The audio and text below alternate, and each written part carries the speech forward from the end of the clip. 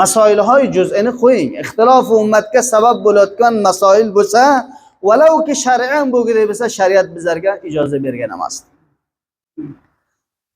Ittihod, ittifoq musulmonlarning o'rtasiga farzdir. Ixtilof harom qat'idir. Hasan Basri rahmatullohi alayh buzurgtarin shaxsiyatlar bir masjidga boradi. Ikkita muazzin masjidda azonining ustiga ixtilofi bor, janjal qiladi. Bittasi aytadiki, "Valla faloni namoyandalar, faloni qavmning katalari meni aytibdiki, boyat men azonda aytsam." U kishi degari aytadiki, "Valla faloni sohiblari aytibdiki, boyat azonni men aytsam." Lihoza muazzin menman. Ikkovi ham azonni o'rtasiga ixtilof qiladi. Janobi Hasan Basri rahmatullohi alayh zamoniga bordilar. Aytdilarki, "Bu masjidga endi shu namozda azoni aytilmaydi. Lihozo takbir aytayotganga aytdilarki, siz takbirda ayting, men namozda o'qib beraman." O'sha masjid, o'sha namozga bedun azon Janobi Hasan Basri rahmatullohi alayh buzurgtarin shaxsiyat va donishmandlar millatning namozini o'qib berdi. Aytdilarki, "Ey millat, azon aytishlik sunnatdir. Ammo vahdatu qavm, ittifoq u bir bo'lishigi qavmni hifozat qilishlik bu nimada musulmonlarga farzdir." Mana bunday masoilhoy juz'i bilan naboyat bizlar vahdatimizni nima qilsak, qo'limizdan bersak. Qurboni bo'lsam Rasululloh sallallohu alayhi vasallamda ki bir dasturxon ilgarilariga to'shaladi. Bu dasturxonning ustiga janobi Bilol Habashi borki, Habashadandir. Va janobi Suhayb radhiyallohu ta'ala anhu bordilarki, Rumdandir. Va janobi Abu Bakr Siddiq, Umar Faruqday shaxsiyatlar borki, Makka va Arabdandir. Va janobi Salmon Farisi radhiyallohu ta'ala anhu ham borki, Eronda, Farisdandir.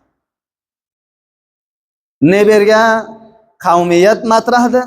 Valla sen Habashdansan, sen qavmi Farisdansan va sen qavmi filondansan.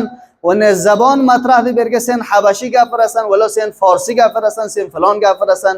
Va ne ham rangu bu is bu narsa mo'tabardir. Xudo biz bir. Ka'ba qiblamiz bir. Hamma biz ahli islom va mazhabam bir aksariyati joyga. Payg'ambar ham bir. Mu'taqidot usulimiz ham bir. Haliyozi Xudo ixtilofga nima narsani ustiga endi ixtilof qilamiz? Bir fahantunni ko'ring. Katta namuna vahdati ittifoqda agar bir inson cho'tlasa, tamom aqvomdan bunga bor. O'zbek bor, Pashtun muhassillarimiz bor, Hazora bor va boshqa qavmlarimiz ham hammasi bu fahantunning ichiga bor.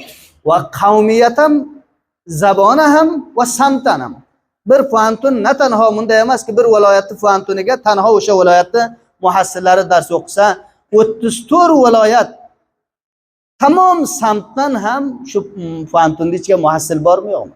Shu o'zi namunadi bizlarga vahdat va ittifoqlarimizni hifz qilgandek bo'lsak va hasragandek bo'lsak. Ayni shakl Dorul Ulumlar, Dorul Hifozlar bizlarga dars o'qiydi. Bir Dorul Ulumga 34 viloyatdan o'rgan mutaallim bor edi. 34 viloyatdan ham o'sha o'z farog'atimiz hammasi bir joyga forig' bo'ldi. Shular namunai vahdat ittifoq emas. Lihoza xonavodamizdan tutib aziz og'alar, aziz otalarim, toki masoil qavmiyat masjidimiz bor, guzarimiz bor, viloyatimiz bor va dar majmui oxir ahli islom kullisi boyat nima qilishlik, ittifoq va vahdatlarimizni hifz qilishlik. Alloh taolo hamma bizni muttahid va muttafiq aylantirsin.